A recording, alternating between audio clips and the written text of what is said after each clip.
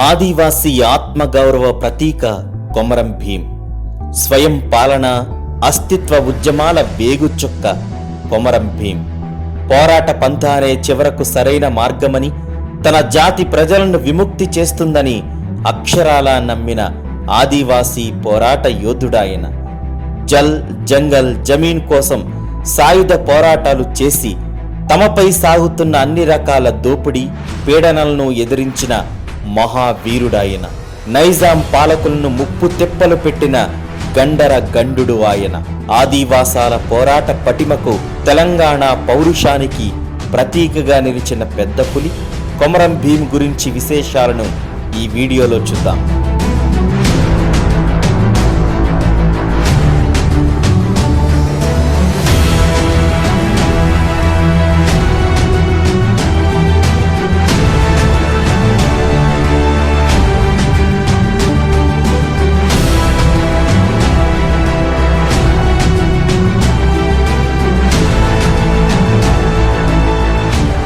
కొమరం భీం ఈ పేరు వింటే చాలు నర నరాల్లో ఉత్తేజం పరుగులు పెడుతుంది.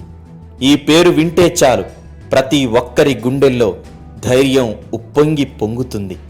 అలాంటి పౌరుషానికి, పోరాటానికి ప్రతీకగా నిలిచిన ఈ గోండు వీరుడు దట్టమైన అడవులతో అలరారే ఆదిలాబాద్ జిల్లా ఆసిఫాబాద్ సుంకేపల్లి అనే మారుమూల గిరిజనగూడెంలో అక్టోబర్ 22, 1901 జన్మించారు.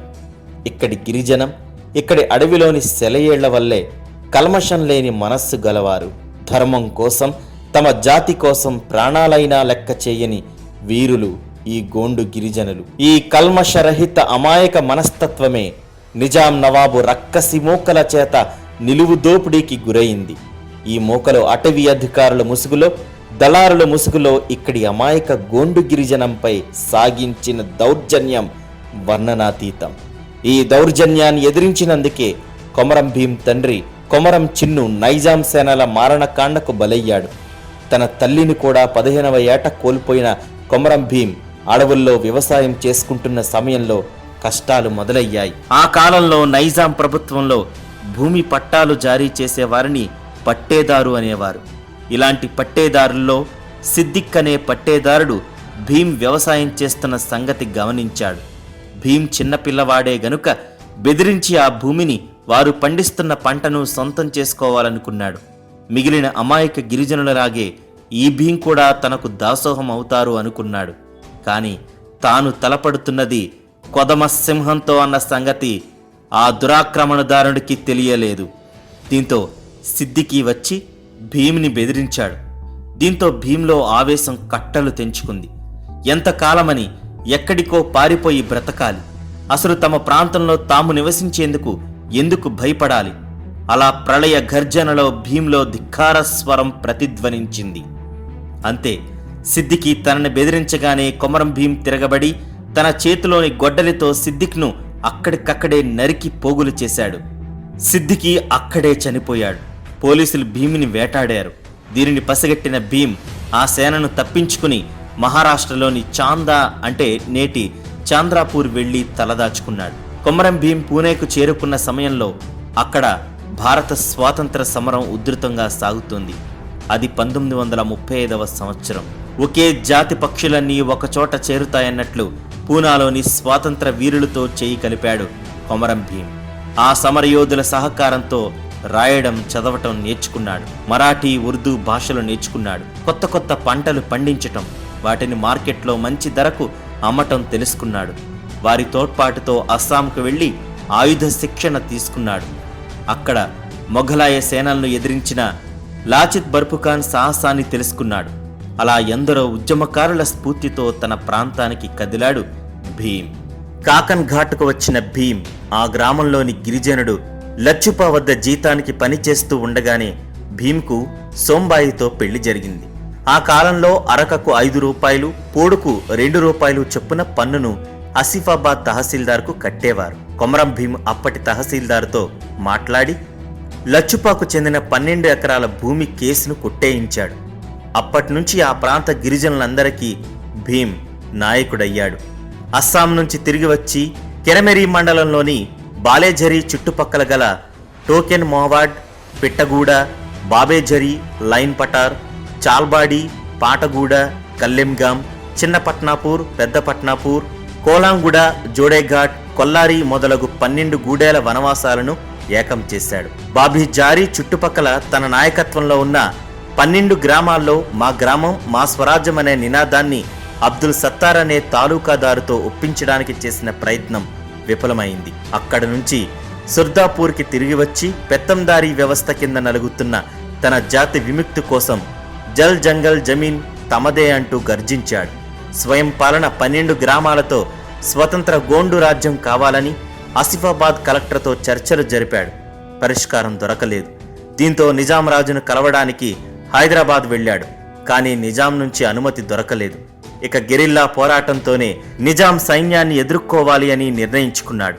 తనను నమ్మి తన వెంట నడిచి వచ్చిన వీరులకు గెరిల్లా శిక్షణనిచ్చి ప్రత్యేక సైన్యం ఏర్పాటు చేశాడు. దట్టమైన అడవుల్లో ఉన్న జోడేఘాట్ గుట్టల్లో గెరిల్లా ఆర్మీని తయారు చేశాడు. ఈ 12 గూడెంలలో గల వందలాది ఎకరాల అడవిని నరికి సాగుభూమిగా చేసి పోడు వ్యవసాయం మొదలుపెట్టాడు.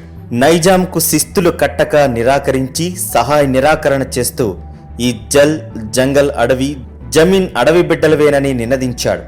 గోండు వీరుల్లో ఉత్సాహం నింపి వారిని మెరికల్లా తయారు చేశాడు. వీరిని అణచడానికి నైజాం సైన్యం, పోలీసులు రంగప్రవేశం చేశారు.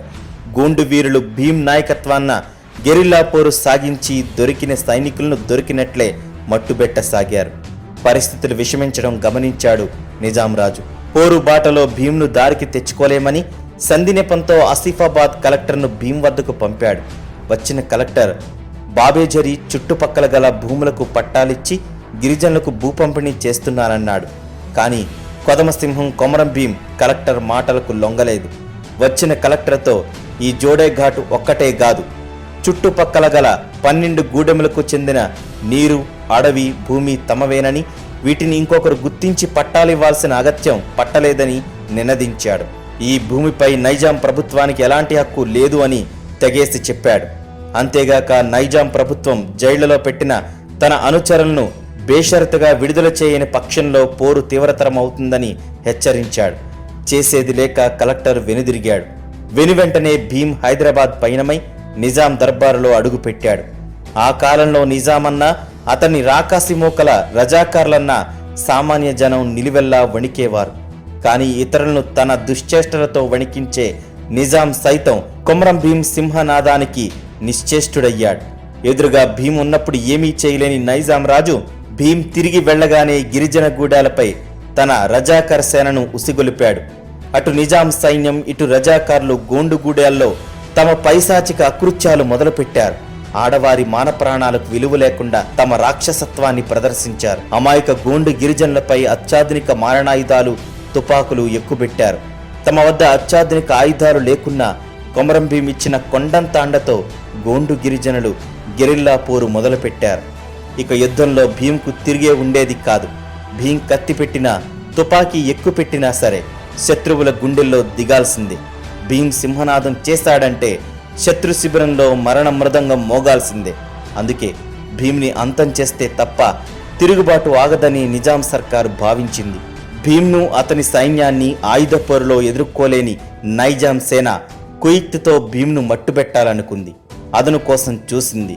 కుర్దూ పటేల్ అనే నమ్మక ద్రోహి రూపంలో నైజాం పాలకులకు ఓ అస్త్రం దొరికింది. భీం దగ్గర హవల్దార్గా పనిచేసే కుర్దూ పటేల్ని లొంగదీసుకున్న నైజాం పాలకులు కొమరం భీం రహస్య స్థావరాన్ని తెలుసుకున్నారు. కొమరం భీంని ఎదురుగా ఎదుర్కొంటే ఎలా ఉంటుందో నైజాం పాలకులకు తెలుసు. అందుకే భీంని దొంగ దెబ్బ తీయాలని నిర్ణయించుకున్నారు.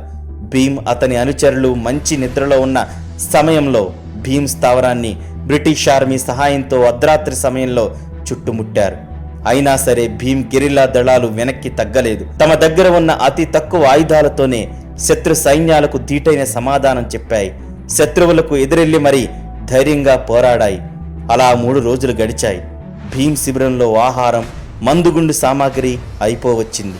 ఇలాంటి సమయం కోసమే కాచు కూర్చున్న నైజాం బ్రిటిష్ సైన్యాలు 3 రోజుల సుదీర్ఘ పోరాటంలో అలసిన భీం గెరిల్లాలపై నిజాం సైన్యం ఒక్కసారిగా విరుచుకుపడింది.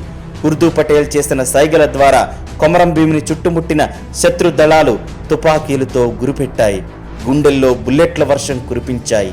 అలా గిరిజన పోరాట యోధుడు గోండుల గండరగండెడ శకం ముగిసింది.